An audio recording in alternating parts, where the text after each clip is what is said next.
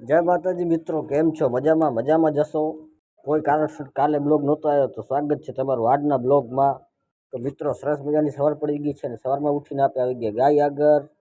અને હવે આપણે ગાય પહોંચાડવાની છે ગૌશાળાએ.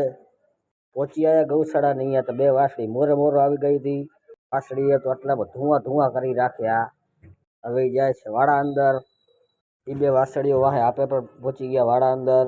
અને આવો હતો આજનો આપણો ગૌશાળાનો નજારો. અને મિત્રો, કાલે છે 20 એપ્રિલ અને કાલે આપણે જાય છીએ અમદાવાદ, લાલા કાઠવાડને ન્યા મેળો જોવા. તમે પણ આવો છો ને અમદાવાદ લાલા કાઠવાડને ન્યા મેળો જોવા? કાલે આપણે નીકળશું અમદાવાદ માટે. આપણે ગૌશાળા અંદર બેઠા હતા, પણ હવે ગાયોને આડવાનો ટાઈમ થઈ ગયો છે તો ગાયો લઈ આવવાની છે આડમાં. તો પછી આપણે ધીરે ધીરે બધી ગાયોને હાંકવા લાગ્યા. અને તમે ને ધોરી ગાય ને ભૂરી વાસળી દેખાય, એ બંને મારી દીકરી છે. જો તમે હરખી બતાડું.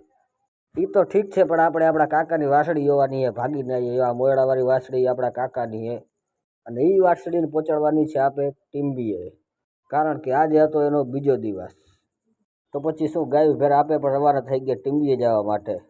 અને આપણા કાકાની વાસળી તો રસ્તામાં જ ઊભી થઈ રહેતી હતી, પણ હરવે હરવે હાલતી, કારણ કે નવું નવું છે ને. અને અમદાવાદ આવવાનું છે તમારે પણ. ભૂલતા નહીં, તારીખ લખી રાખજો 20, 21, 22.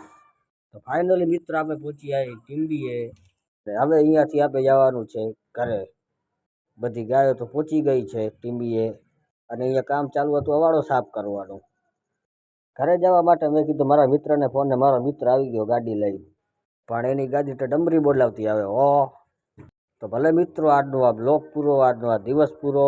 આવા નવા વિડીયો લાઈક કરો, શેર કરો, સબસ્ક્રાઈબ કરો, તમારા ભાઈને સપોર્ટ કરો. જય ગૌ માતા, જય ગોપાલ, જય શ્રી રામ.